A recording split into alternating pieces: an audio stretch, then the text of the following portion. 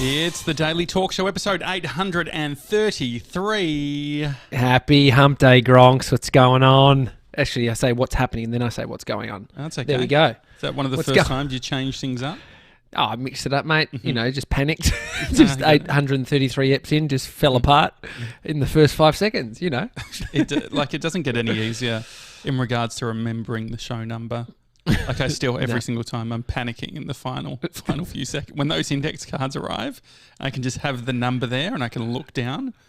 God. It's going to be the dream. I actually I'm not that fussed about your index cards anymore because I thought that the ones that you use and then want to throw away, can I take them? Because I'll use them as fire starters. Oh, I yes, could start definitely. just having just start putting them onto fire. They might actually, they're coloured, aren't they? No, I've got some white ones, but they'll be all my bad ideas. Yeah. I think they'll work really well. Yeah, it just burns away your bad ideas. Maybe I'll catch them. It'll be some kind of spiritual fucking onboarding of your bullshit. One of the stories just around the fire stuff. I don't know I can't tell if my dad's full of shit or he just has all these good stories from work sites. But there was one. So there's the classic when you're working with like bamboo. So you're removing bamboo from a garden. My dad's a landscape architect. I used to work for him. I was an apprentice. Conned him into employing me for 6 months. Then I pulled the pin. So thanks, Dad. Got me out of school though. But we were working on this property and bamboo fucking grows like wildfire. This place It's we're illegal in some places, isn't it? In suburbs? Well, it depends on the type. There's a type that just is an absolute prick. And so this one house was infested. It was coming up underneath the house. Like it was shooting up with nowhere to go and just boom, stops. Anyway, Dad used to say to me, mate, be careful. You get a cut and get some of that bamboo in your finger, it will grow. I heard of a guy that blah, blah, blah. And so it tells me a story. The other story is around firewood. And so do you know what treated pine is? Yep. So treated pine's wood that's treated in chemicals to make sure it's like, lasts longer. I think it's like to make it, It's the nasal spray of wood. No, it's like, anyway, it's fucking treated with chemicals to keep it harder. And Gronks use it on fires. There was a story of, a family out in the suburbs that used treated pine from the building site next door to cook their barbecue, and a few people died from it. Yeah, I do remember that. Well, see, this is the thing. These are stories. Any asbestos boards in your that you've got on the fire at the moment? Absolutely not. I wonder if that's a big. If you put asbestos into a fire, like cut it up and then lit it, whether you're all fucked, like whether that's just a guarantee. Yeah, I mean, you got to inhale the smoke. I mean, you put it on, you don't even want to handle that. Yeah. I mean, that's a weird thing. That's asbestos. I don't know who's burning that. It's disgusting. Anyway, well, if you're just getting random bits and bobs from a work site, so does that mean that you're being extra careful about what you're putting in? Well, I made the phone call to Dad last night. I said, Dad, is an old television? The old TV. I said, Bodie's old mattress, he pissed on it. Do you reckon I can burn this? Do you reckon it's all right? No, I called him and I said, is framing timber okay? He said, yeah, mate, it's pure pine, get it on. So it's all good. But because sometimes you're burning pine and it really smells, and I can't tell if it's like, am I breathing in some serious fumes or is this all right? And so, no, it's all good. Tim Jackett says framing pine. You usually can tell because it's got like a green tint to it. Framing pine? What actually is framing pine? Well, framing timber, you could probably just say framing timber, is made of usually pine. And so the frame of your house, or like the frame that I built the wall behind me on, and the frame at the studio, it's just framing up houses. Usually you can buy just like, lengths of wood for framing, and it's pine. And so it's all good to burn. All good, boys. Mate, it's funny you bring up the whole wood thing because I'm reading this. Because I've got wood. Yeah, because mate, I have been hard as a rock all morning. I'm reading a book at the moment that's all about like the first. I don't know the title. I can't remember it, but it's like there's a whole chapter on yonks ago, I don't even know when it was, but they would do, like, scientists would create, like, they tried to create the perfect forest in in Germany, and so but what ended up happening was that it was purely so that they could, you know, grow the fucking like. So they have the forest and they can cut it down and all that sort of thing. Yeah. The thing is, they only planted just the shit that they needed. So they fucked off everything else. They put it all in rows, and it worked really well for one generation of these big trees. But then it all started to collapse on each other because they were saying you need all of the combination of the sort of ecosystem around it to protect it, to make so pests would get to it. I thought that was very interesting. Well, this is humans coming in and fucking with shit. We've made a lot of mistakes, dude. Human race has made a lot of mistakes. Look at the introduction of cane toads. I'm pretty sure cane toad introduction in Australia. So, yeah, they were introduced. Cane toads were introduced in Australia in 1935. They were brought to Australia from Hawaii with the intention to control the cane beetle in sugarcane fields in northern Queensland. Only 102 cane toads were brought over to be bred, and 2,400 toads were released in 1935. There is a severe problem in this country with cane toads, and they've done more damage than they have good.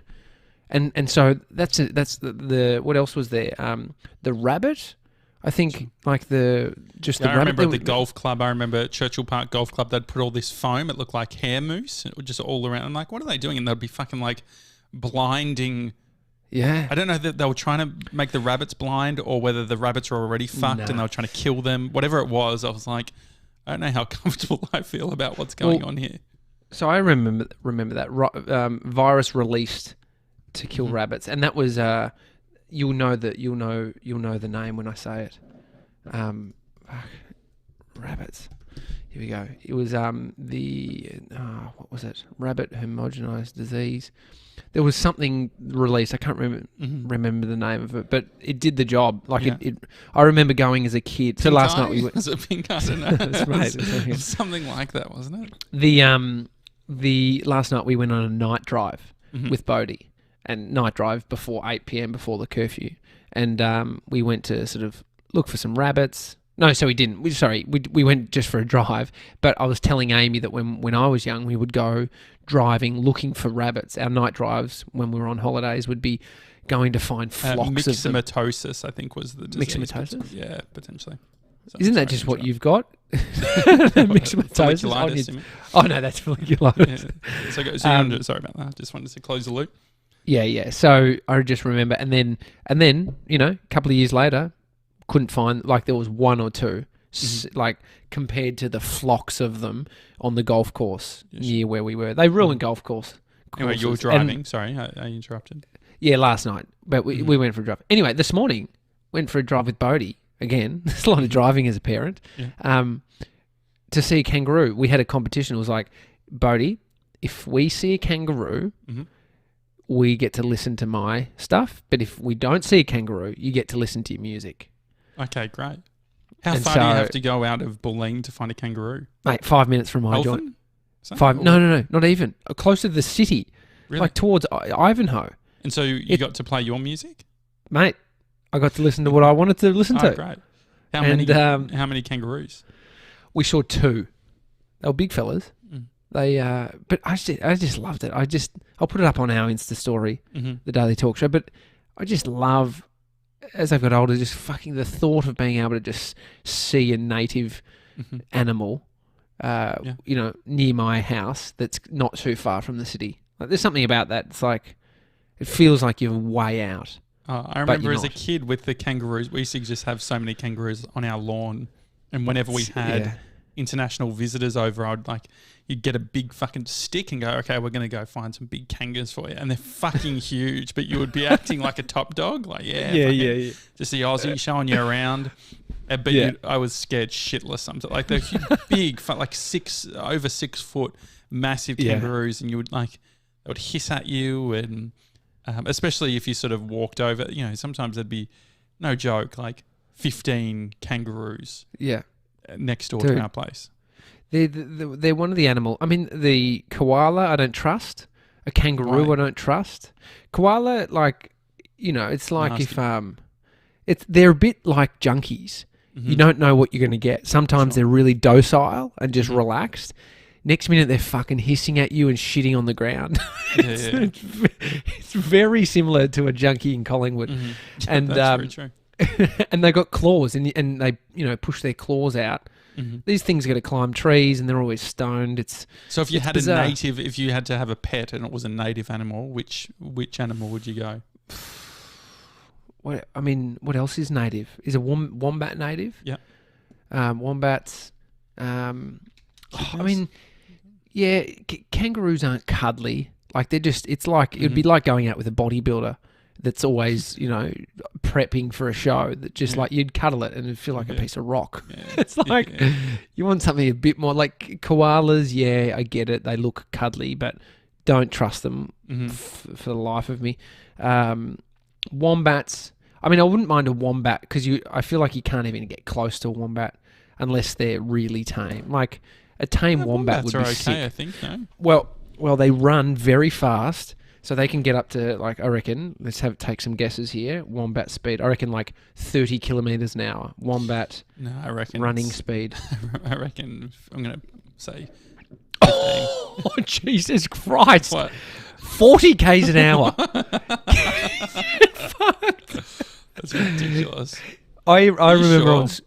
100%. I wonder if there's any videos on YouTube of them running. We can Are look after. wombats fast or slow? Although they look pudgy and slow, wombats can run up to 25 miles per hour and maintain that speed for a minute and a half. They're sprinters. They're the Usain Bolt. Yeah. It's like they're overweight Usain Bolts. Yeah, they can do shot put. I've literally found a video on YouTube just wombat running. Really? Yeah, I reckon they get momentum. They're heavy set fellas. But anyway, when I was on camp as a kid, Chum Creek, we were in the forest and we heard one, we heard one running behind us, and before we saw it, we could hear the like the thud on the ground. They're so heavy, and it ran past us, and we shat ourselves. It was fucked. Are they gonna hurt? I was determined to make this more of a positive episode, so I thought the animal thing was safe. Well, wombat attacks if you want to go there. Wombat attacks tradie in Bathurst. Yeah, it's fine. Oh, there's a guy who has a wombat in his arms. That looks snuggly. Oh, man, if I could tame a wombat, imagine a big solid wombat just, at your feet. You could almost use it as a poof, just like feet up on it, just kicking back. Pretty cruel. No, but it's your mate. Yeah. I use you for shit that you don't necessarily like. No, when I was hearing about the forest stuff, about like designing the perfect forest, I was thinking about animals. And it's like it reminded me of. Remember at the start of the pandemic, what was the guy's name? Joe Exotic. Oh, Joe Exotic. Yeah, what happened to Joe Exotic? That feels. It feels like jail, a long time baby. ago, doesn't it? That feels so long ago, but it's within. Do you remember? It was a real it was a moment. Yeah. Anyway, I was thinking about all the tiger stuff. I was thinking, it makes sense when you take things out of their normal situation, and all of a sudden you take away prey and all like the need to have to try and find your food.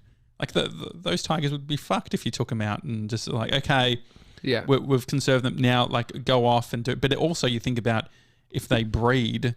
Won't they just be like lazy fucks? Or I wonder if they still, if you bred a domestic tiger, does that tiger that's born, is it like it's wild, or through DNA would that be passed down that it's not very good? Yeah, I don't know.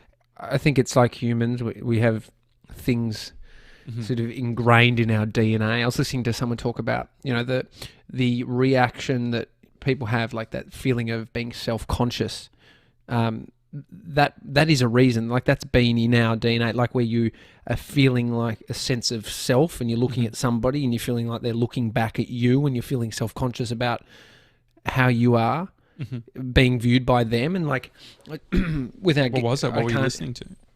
Sam Harris. And And what's but the it was episode?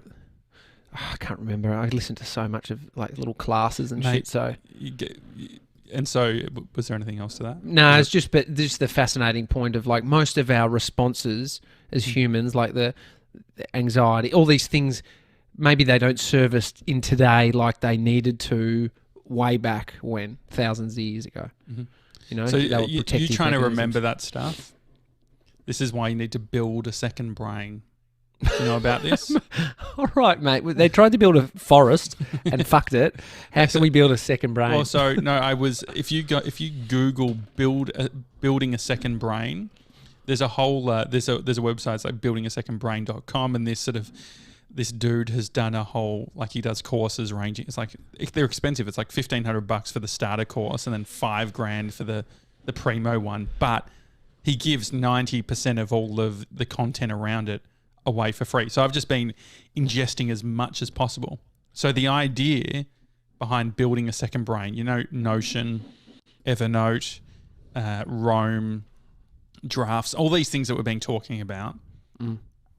What they're designed for is it's like, how do you capture things? So say, for instance, if you're listening to a podcast, if you simultaneously to listening to the podcast just took a few notes, so what were the key bits, who were the people talking, all of that sort of stuff, imagine how easy, like, and then you had some software where you could easily search. So for instance, with that Sam Harris example, you could type in Sam Harris DNA or whatever, and then you would have the notes there, and you could be like, oh yeah, there's this, like, you'd be able to recall it all.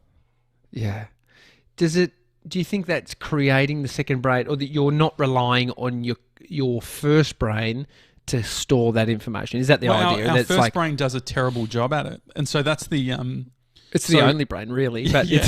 But the thing, this is the whole, like, this is the first version of all the shit that, like, Elon Musk has been talking about with, like, fucking putting something in your head, like, having a Neuralink. That's it. Having a way of organizing things. Like, just think about that, because otherwise you read a book, and obviously there's a bunch of examples where you're just doing it for fun. But even if you're just reading some fiction or whatever, if you find like a line that really resonates with you, it'd be cool to like highlight it and then have it for later.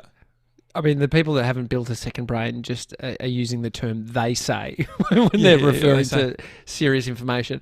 They say this, and then so isn't it cool? Who said like, that? Imagine. So there's this whole thing around like knowledge workers. So, you know, people that are, it could be, you know, people like content creating, like the sort of stuff that we're doing in some ways is knowledge workers. Maybe just a way of saying that we don't fucking leave the house, don't do much. I've never heard of this. Knowledge workers. Look up the definition of a knowledge worker. Knowledge work or knowledge worker definition? Knowledge worker. A person whose job involves handling or using information. Okay, there's a lot of... We're all knowledge workers. It's a fucking great way of saying you've got a job. Yeah. Well, no, so that's the whole, like, the future of work is in a lot of us being knowledge workers. Like, we have all of this information. And so if you think about it, Instagram, fucking all these social networks, the problem is that there's so much of the information that isn't great. And so there's going to be so much power. If you can turn on some filters and increase the quality of the information you get. Plus, if we look at like Steal Like an Artist, like Austin Kleon or Everything's a Remix, or these types of ideas, there's no new ideas. And so if there's no new ideas and it's just a mix and a match of all old ideas, then like that's what Ryan Holiday, who has done The Obstacle's the Way or Ego is the Enemy, Stillness is the Key, all of these books, they're based on philosophy that he's read, and then he's just able to combine it and sort of connect it in different ways. Yeah. It's do you think the purpose of that sort of deep diving into building the second brain is for somebody who needs to has an output for it, so is writing something? So you reference authors.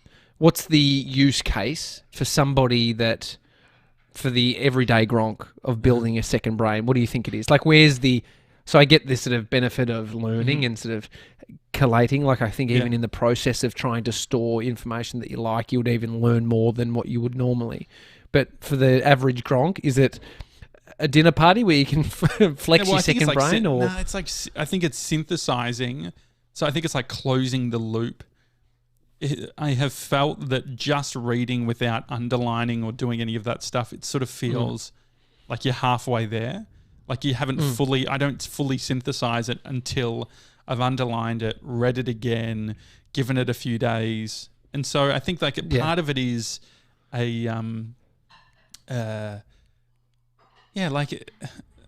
this idea that you go to university and you do something for a certain period of time and then you go on and do a job, like that's long gone for most industries unless you're a doctor or things like that. But even then, you're still constantly learning.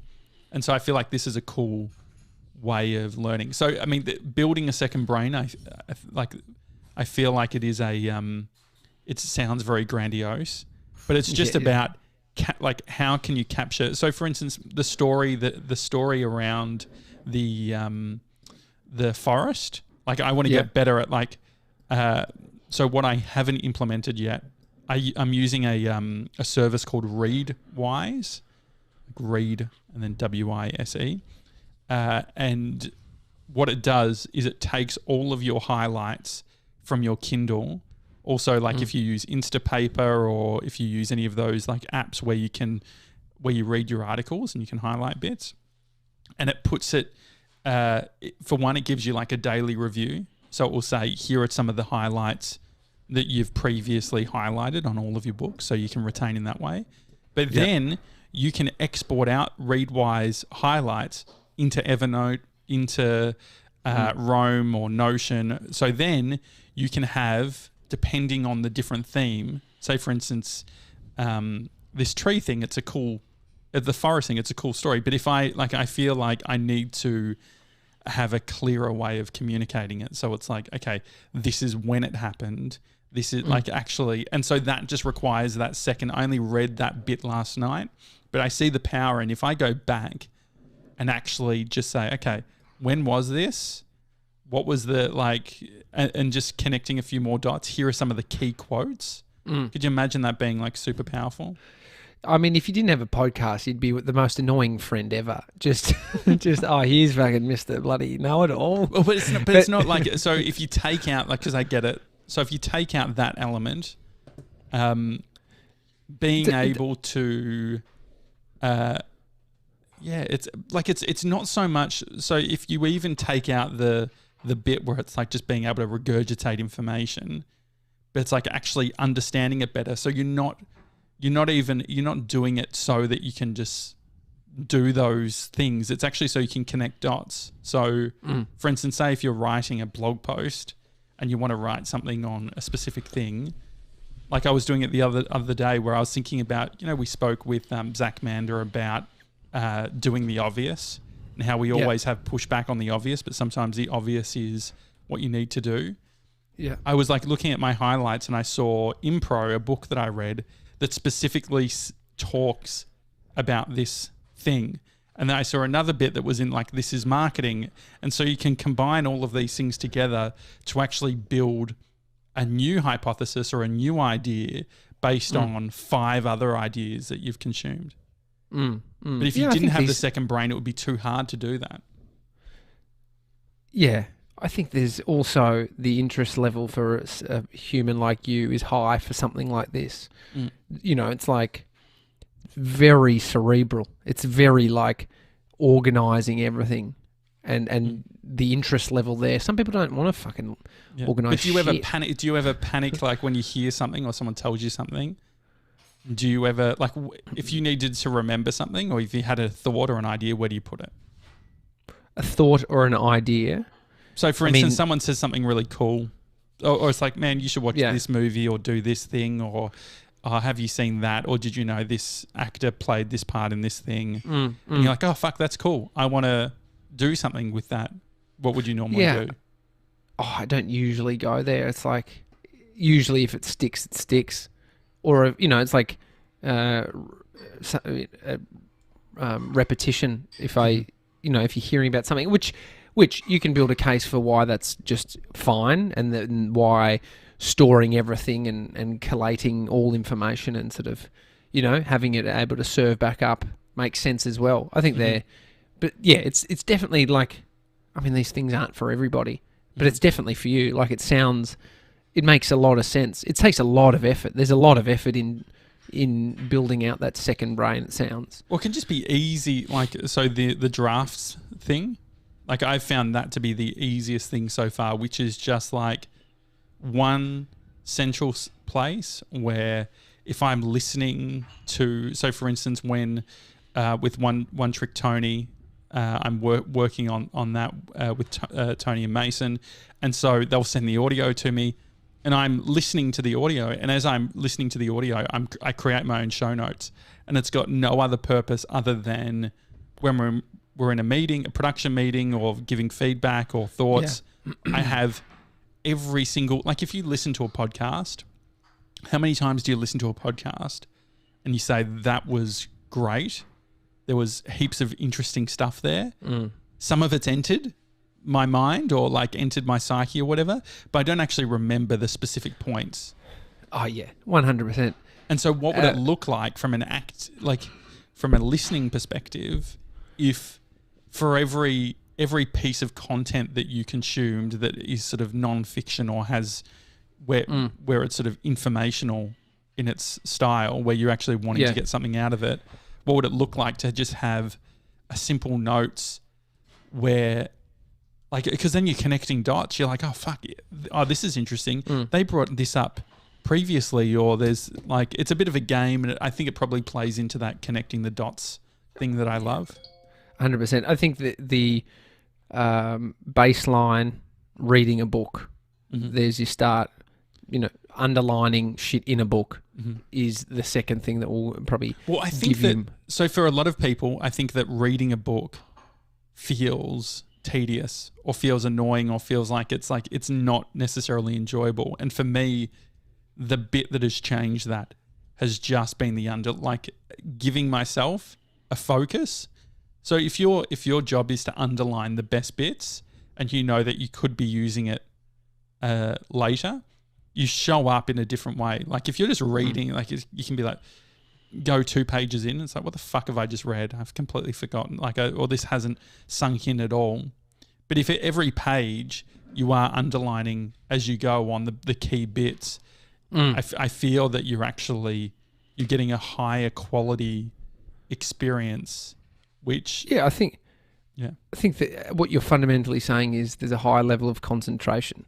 Most of our concentration is not great, and it's the reading a book and going off in thought, but you're still reading, so you've still managed to get through a page, but you're thinking about fucking what you're doing for dinner. But have you? And so that's the whole thing with it. Is it's like, I think that there's, no, you haven't. You've read the pages, you've read the words, but there's the task of you don't read a book to do that. You read a book to consume the contents and the information. And so, that's why what I'm saying is the underlining is a tool to make sure your concentration is, so there's an action as well, as well as the reading. So there's an action that's pulling your mind, pulling your focus, and it's sort of resetting concentration every few seconds based on, great, now there, I've got to do that action.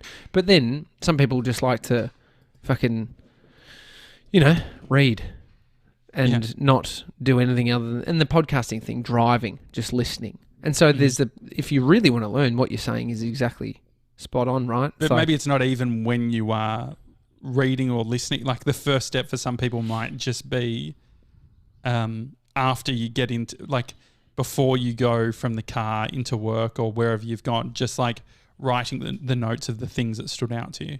Yeah. You could do a voice memo. Yeah. And then that's what drafts, the sick thing with drafts is that there is in the widget, there's a microphone button and you press it and it transcribes, like it just... Does it? It's like a dictation tool. So you can write a note. They've also got an Apple Watch app.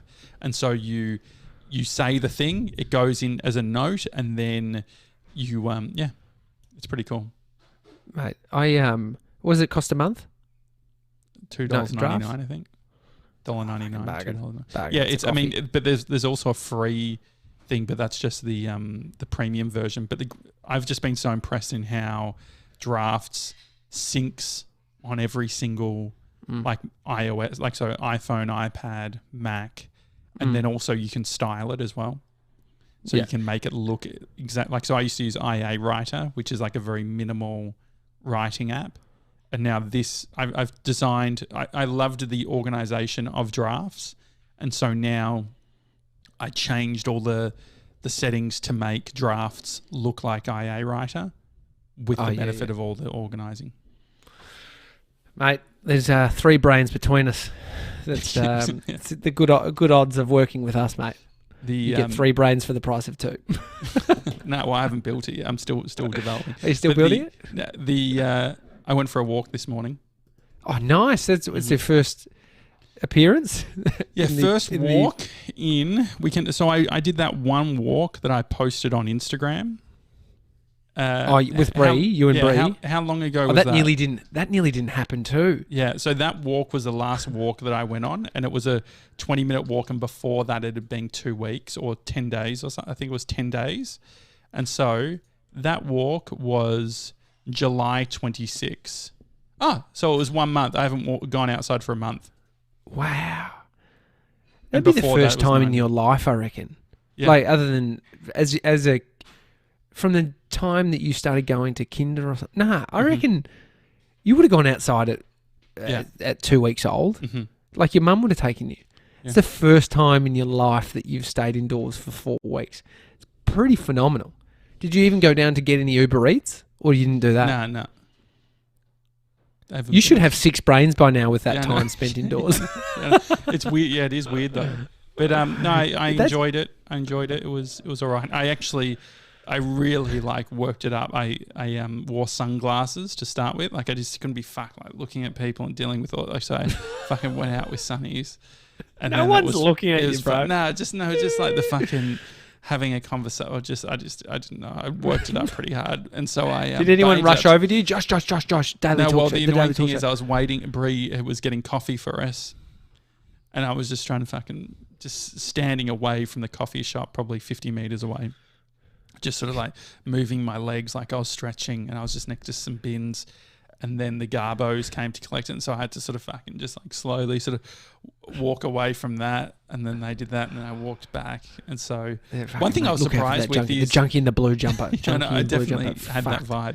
The thing that surprised me is something I've just realised today. I just assumed that there's one Garbo that does the whole suburb, right? Or the whole council. When we were walking this morning, we saw 4 different garbage trucks. There's a lot of Garbos. Did you know this? Yeah, I mean, it depends on the area. There's some of the streets have different ones around here. Mm-hmm. Different truck. It's actually garbage day here in Bulleen. Pumped about that. We took out our green bin, so it's fired up. But the other thing I was just going to mention is my fizzy water that I love, the Mount Franklin fizzy water, on sale with Woolworths today. So how much? You can get. Let's have a look. So it was, I think it's normally $8. Breezer. Mount Franklin. I'm just looking up sparkling cans. Good price. I just wanted it to be. It's a bargain. It's a bargain. So we were going to get it yesterday, and then Bree was like, "Nah, just wait." So it's okay. It's on sale now. So right now, it's half price. Mount Franklin lightly sparkling. They're big cans, so 375 mils. Big Berthas. Yeah. This flavour is lime. I'd recommend the lime and the raspberry are great. These are I want raspberry. No sugar, but also it's not like a diet soft drink where you're having all of the bad shit in it. It's literally 2 things: carbonated water and natural flavour, that's what's in the 365 brand that we had at Whole Foods in LA, but also that's what LaCroix is. And so I would recommend the raspberry and the lime. Mango is very good, but mango is in a smaller can. They only do the real thin little cans. And so I'm hoping they bring the mango to the bigger cans. But right now, for a pack of 10, you're paying $6.15. So What's that per unit? It was $12.30. I can tell you the literage. So you're paying $1.64 per litre, but these are cans. You can also you're paying $2 a can. No. So how much are you paying? There should be a can per can. No. Or is it going per litre? Fuck that per literage. That's confusing because it's so you're paying a litre 3. You're paying like 60 cents, 70 cents. Is it 60 or 70 cents a can? Because that's a bargain. Just do the math. Yeah. It's 61 cents or something. Fuck, mate. So a pack of 10, you're paying 61 cents or whatever. That's fucking great, don't you think? So normally it would be like $1 something. For people that are happy with tap water, you're making money drinking that shit. No, but this otherwise, is, and probably Coke Zero or Coke No Sugars is cheaper, but you just feel like way better drinking this shit. You know what I bloody say? It's pisses me off that Coke's more expensive. No, sorry, Coke's cheaper than water, than bottled water. Yeah. Absolutely infuriating. It's very upsetting. You can also get the so here you go. So if you wanted to be probably more environmentally friendly, you could get the Mount Franklin Lightly Sparkling Water Lime. So that lime one is currently half price too in the litre, 1.25 litre, and that's $1.27 for the bottle, which works out to be $1.02 per litre versus what you're paying for the can is $1.64. But there is something very nice about the convenience of a can, I won't lie, and we do recycle them. I feel like cans. I'd go aluminium can over plastic. I feel like it'd melt down. Is it more environmentally friendly? A can. I mean, I think that the idea of the bigger bottle is that all those smaller, like if you get like popcorn, you get in the little packets. That's worse for you than getting a big bag of popcorn and then having your own reusable bags that you put it in. Yeah. Look, we are the environmental show. That's why we started this Brand and why we'll always do what we do. yeah, definitely. Changing the world. There's my tip. The other thing is Woolworths do a, Bree was just telling me on the walk, like I think it's for $19. They have a subscription which then gives you unlimited free delivery. Fair enough. So that's another thing. If you don't want to go to the shop. Or just go down. Well, also the thing is, the consideration is you might find that your local doesn't have stock of certain things. Oh, true. I haven't thought that hard about it. I usually just take what I can get at the local store. That works. It works.